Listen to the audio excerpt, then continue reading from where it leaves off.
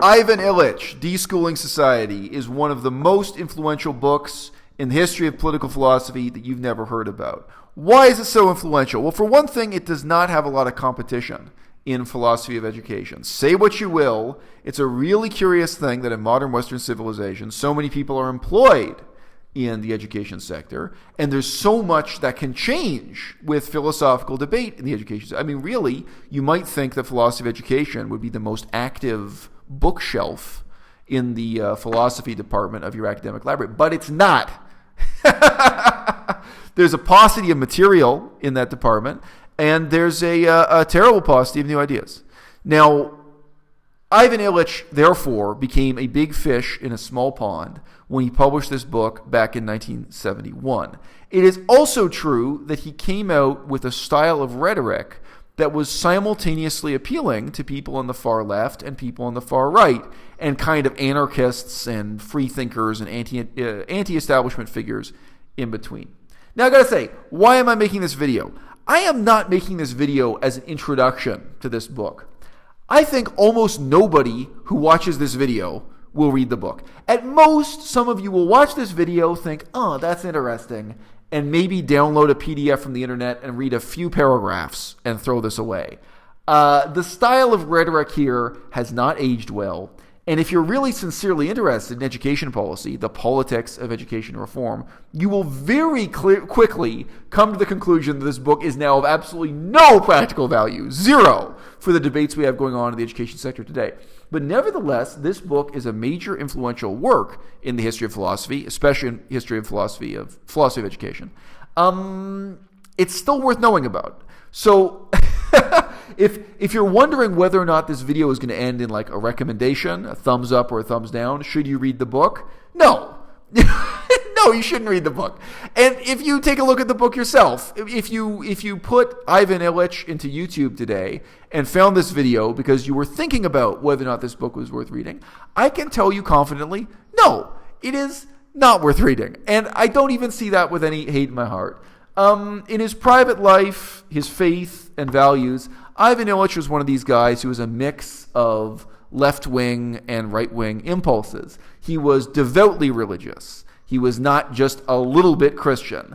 And at the same time, there's this profound disappointment with the edifice of Western civilization at a time when Latin America was in many ways uncritically emulating institutional and political arrangements that they saw in the United States and Western Europe. So, a country like Colombia or Bolivia was in an historical period where their idea of development was imitating the United States, England, France, etc. And this was a guy who was deeply dissatisfied with that. And the whole book just rages against the concept of organized education itself, yes, the social hierarchy and social inequality that is absolutely built into that system of education. And it indulges in the most dishonest and misleading rhetoric imaginable in supporting that argument. So look, Ivan Illich, what are we going to say? For me, the real moral of the story has to do with philosophy as opposed to empirical methods. We have this tradition in Western Europe that you can be a philosopher and argue a point without the slightest concern about empirical reality whatsoever. And this book is part of that proud tradition. Writing in 1971, he was looking back on the reforms to education that had just transpired in the United States of America in the decade of the 1960s. And this book, has absolutely no interest in the facts, absolutely no interest in an evaluation of what was successful and what was not successful in the decade of the 1960s. Let me tell you something, guys. In broad brushstrokes, nobody in 1971 was thinking that education in America had been better in the 1950s than it was in the 1970s. And if you want one word to summarize why that is, the one word would be racism. The reforms that Ivan Illich just completely dismisses and condemns. He just says, they wasted so many $1 billion. This money just disappeared. Absolutely no good came out of this period of reform in education in the United States of America. Come on. This was a period when, for African Americans, for black people in America, they went from having incredibly poor education to attempting, the concept of universal education.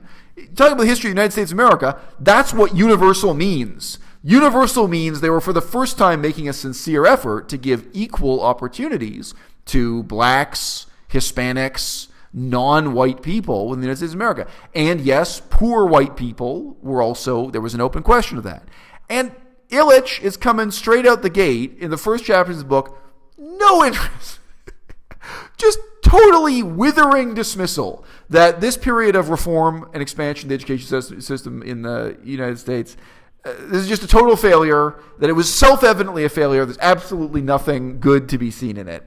And guys, you do not have to be a terribly close or attentive student of the history of education reform in the United States to know that this is, in the parlance of our time, bullshit. Now, so again, this book does not use empirical methods. It's not interested in empirical reality. But looking through it, I'm trying to find, okay, so what is the empirical basis for this theory, this philosophy of education? And he has just a few little examples. Again, reflecting his Christian heritage, he has an example of one of the church groups in the United States who decided that they needed to educate a bunch of their pastors, a bunch of their preachers. They needed to educate a bunch of their own religious leaders in the Spanish language, in speaking Spanish. So he gives this as a positive example. They didn't rely on people who had formal credentials. They didn't rely on people who had a university education. They didn't rely on a formal, organized system of schooling.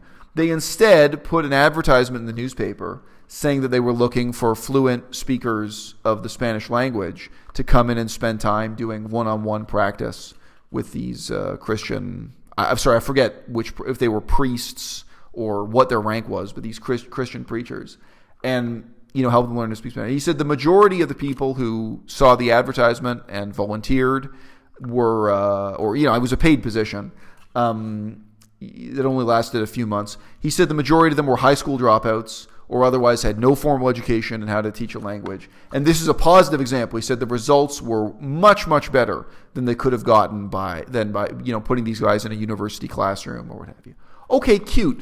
But you think this is a basis for overturning the concept of a credential itself. Okay, let me tell you something, Illich. I just paid a ton of money to have a formally qualified language teacher teach me the Chinese language. The teacher I had did have a university education, did have formal credentials, did have a certain type of cultural refinement and educational background that a high school dropout would not have.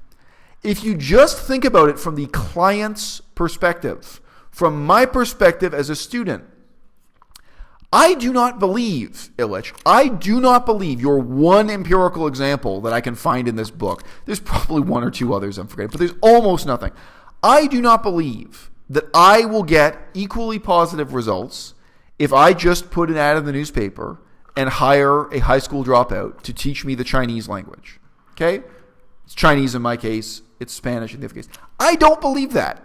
And you know what? The whole book is just ranting against snobbery, the snobbery of the rich. The school system does nothing but create the meaningless, snobbery and oppression of one social class against another. Okay, you know what? You can call me a snob.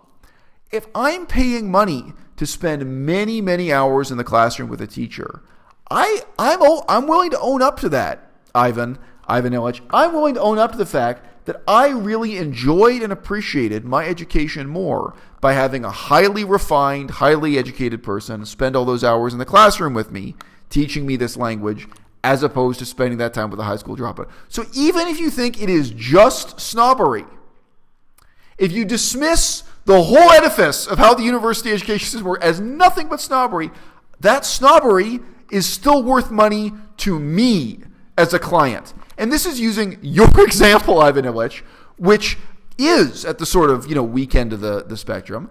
Yes, it is true. If you want to learn Spanish, you could learn Spanish just by spending quality time with your own grandmother, if your grandmother speaks Spanish and you don't.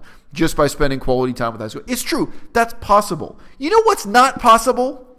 I don't think I could learn how to become a surgeon by just hanging out with some fucking high school. I don't think I can learn how to repair an aircraft engine to spec reliably without formal classroom education, formal exams, formal certifications. When you look at other areas of the economy, Ivan, there are so many examples that don't favor your fucking philosophy of education. It's ridiculous. Like, this book, I see why it was so popular. I see why it has been so influential. The style of writing is just so rambunctious. It's just the seething discontentment with Western civilization leaps off the page. These really over-the-top turns of phrase through it. And, it's okay in English. I assume it sounds even better in Spanish translation. I don't know. I've been told by one of my regular viewers that it's still influential in France. So I guess the French translation is just, bristling with this anti-establishment sentimentality. But as a philosophy of education, this is complete horseshit. It's not convincing at all. And in terms of, just looking at the project negatively, as a critique of education, I have to say, the lack of empirical methods here means that it doesn't even hold up as a critique. You can't read this. It's published in 1971. You can't even read it in its own historical setting and say, this still stands up today as a critique of what went wrong with education in the 1960s. So that's a pretty terrible weakness. I'm sorry, it neither holds up as a critique or a program for reform of education that makes sense today in the 21st century, nor does it hold up as a critique read in its own times. So I'll just mention, this book, one of the things it is praised for, interestingly, is that it anticipated the internet. So the positive part of his plan, the internet didn't exist in 1971. He said, look, instead of the university system, he sets down some ideas that still today would be appealing to right-wing libertarians, of having a voucher system, of the government actually giving parents the money directly so that parents can decide for themselves how the money is spent on their child's education, how their children get in the workforce. So there's more informal education. Interesting. And he thinks that particular students can find particular tutors, coaches, through having a network of information where people contact you. Interesting. So in today's terms, it's an interesting idea in 1971. And it really comes out of this kind of folklore-centered view of skills. I mean, he's sitting there looking at the way knowledge is transmitted in a traditional village setting in Latin America. And again, which examples you choose can be decisive. So yes, he does point out again and again throughout the books that most people learn to speak a language not in the classroom, but by spending time with their grandparents, he gives the example, he says that more people learn a language through their girlfriend, through falling in love, not through university education. Okay, interesting example.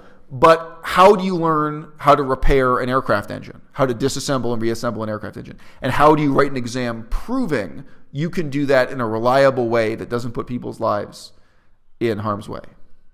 Which examples you select are crucial. But in the 1970s, there was a political term that was popular, mostly with right-wingers, folkways, of looking at folklore and traditional knowledge in villages. And he's saying, look, so somebody in this village knows how to repair a truck, knows how to operate farm machinery, knows how to use a loom, traditional weaving, to create clothing. Why can't we just have an internet of ideas where there's one person who posts on the internet, they want to learn how to weave, and somebody else posts, they're an old grandmother, they want to teach someone how to weave.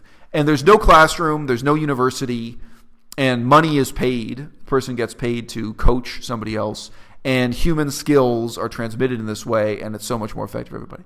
Interesting. And it's interesting that he said that back in 1971 when there was no such thing as an internet. Cool. Guys, be real. Okay, today on Craigslist, who's going to do this? Who is this going to work for? I'm not saying it's going to work for nobody. Okay, right now, if I want to learn Hebrew, I don't, but let's say I decide I want to migrate to Israel. How really am I going to learn Hebrew? Am I going to put an ad on Craigslist and set up this type of completely informal arrangement? Am I going to, at the opposite extreme, formally enroll in a university program that will give me a credential, write an exam? Or halfway in the middle, there are other types of institutionalized learning and educations, like, obviously, churches and synagogues. In the history of education, both medieval and modern, there are a lot of other forms of institutionalized and formalized education other than, the American model of the university system. But we have to be honest with ourselves about the reasons why the American system is so successful.